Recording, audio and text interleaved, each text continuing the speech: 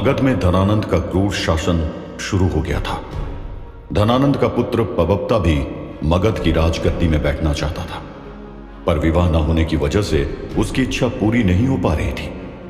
पबप्ता ने दक्षिण के राजा की पुत्री कौशिक को अपने विवाह के लिए पसंद किया, पर धनानंद ने खुद कौशिक से विवाह करने का ऐलान कर दिया, जिससे नाराज होकर पबप्ता ने अपने पिता के खिलाफ विरोध की शुरुआत कर दी थी।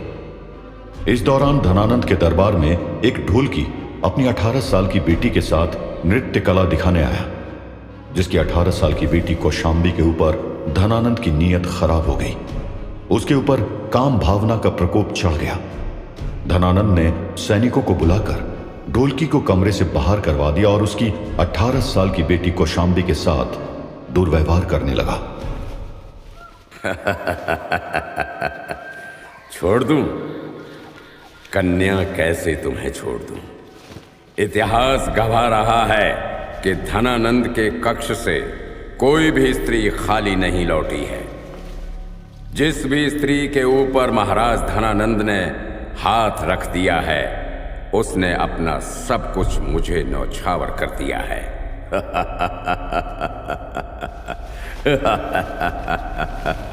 महाराज, महाराज, महाराज छोड़ दीजिए।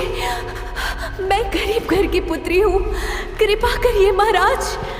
ओ कौशांबी, शीघ्र ही समीप आओ मेरे। ये धनानंद का आदेश है।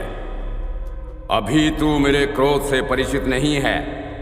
जितना तू मुझे क्रोधित करेगी, उतना ही तेरे पिता के भविष्य के लिए मुश्किलें स्थापित हो जाएंगी।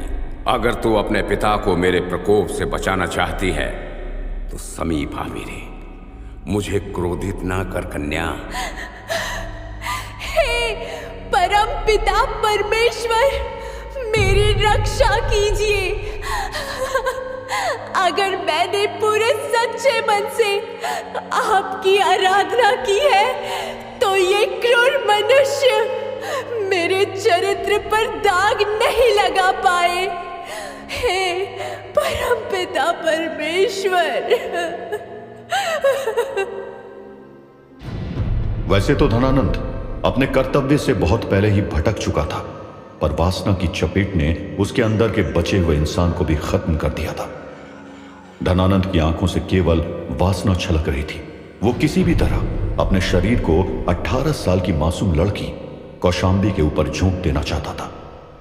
गंदी नीयत के साथ धनानंद तेजी से कौशांबी की तरफ आगे बढ़ा। उसके हाथ में कौशांबी का आंचल आ गया। वो उसकी आंचल को खींचने ही वाला था कि कौशांबी ने जोर से कहा, धनानंद, तू तो मानवता के ऊपर एक कलंक के समान है। तू इसी क्षण अपने आप को रोक ले, नहीं तो तेरी वासना तुझे अभी इसी क्षण खत्म कर देगी। मेरे वस्त्र को अपने कुरूप हाथ से छोड़। मेरी लालिमा से भरी आंखें बता रही होंगी कि मैं चाहूं तो इसी क्षण तुझे खत्म कर सकती हूं, पर मैं ऐसा नहीं करूंगी क्योंकि मुझे किसी के प्राण नहीं लेने। महाराज, महाराज दया करें। धनानंद, तू याद रखना, यदा यदा ही धर्मस्य ग्लानिर्भवति भारत, अभ्युत्थानम धर्मस्य तदात्मनं सृजाम्यहम्, परित्राणाय साधूनां विनाशाय च दुष्कृताम्, धर्म संस्थापनार्थाय संभवामि युगे युगे। जब जब धर्म की हानि होती है तब तब परमेश्वर आते हैं। जब जब अधर्म बढ़ता है तब तब परमेश्वर साकार रूप से लोगों के सम्मुख प्रकट होते हैं। सज्जन लोगों की रक्षा के लिए वो स्वयं आते हैं। दुष्टों का विनाश करने के लिए, धर्म की संस्थापना के लिए परमेश्वर आते हैं और युगों युगों में जन्म लेते हैं।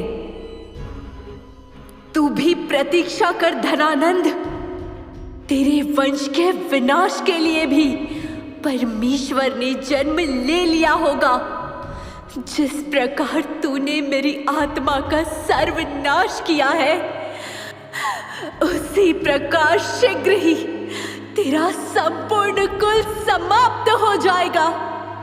ये एक निर्धन कन्या का श्राप है। ये श्राप देते ही कौशाम्बी ने महल की छत की तरफ दौड़ लगा दी। कई सैनिक भी उसके पीछे पीछे दौड़ रहे थे, पर कोई उसे पकड़ न सका। देखते ही देखते कौशाम्बी ने मगध राजमहल की छत से नीचे छलांग लगा दी।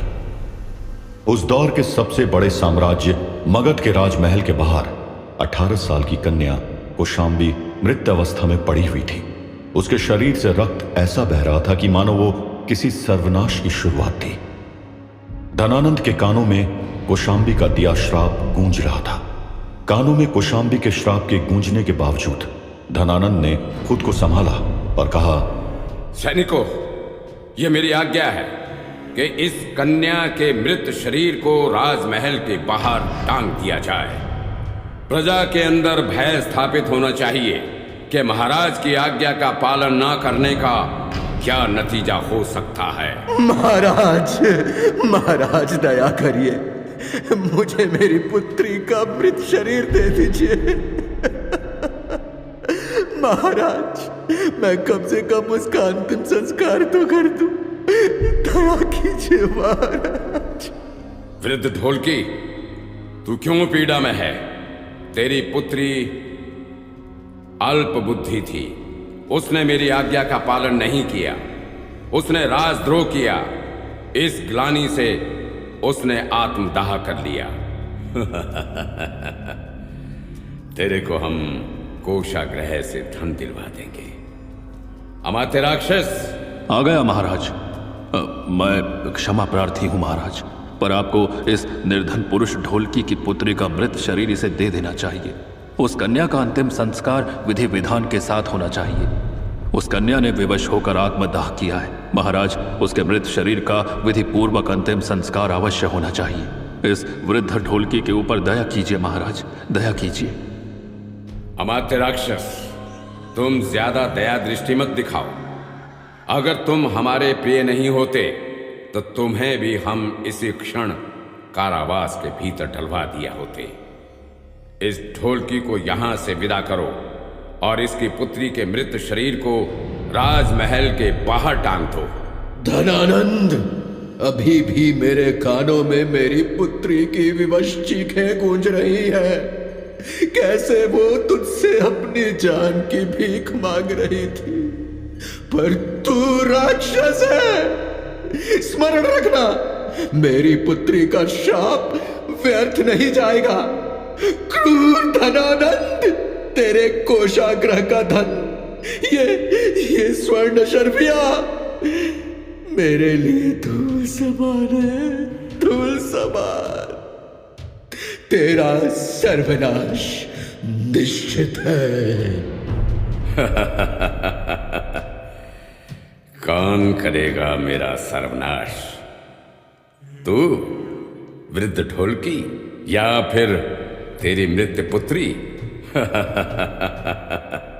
हम इस राज्य की रक्षा करते हैं। अगर उसके बदले तेरी पुत्री हमको थोड़ा आनंद प्राप्त करवा देती तो उसका क्या चला जाता। उसका इस सृष्टि में जन्म ही इसलिए हुआ था कि उसका भोग महाराज धनानंद कर सकें।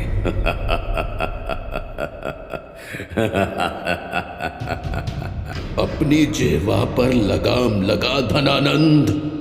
तेरी विलासिता भरी राजगद्दी पर ये निर्धन ढोलकी थूकता है।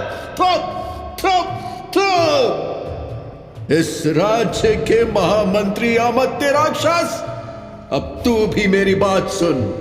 तू अच्छा है, पर दासता के अंदर दब गया है। तेरे जैसे लोग इस राज्य के लिए दीमक का कार्य कर रहे हैं। इस धनानंद के विरुद्ध आवाज उठा, नहीं तो मगध अति शीघ्र खत्म हो जाएगा।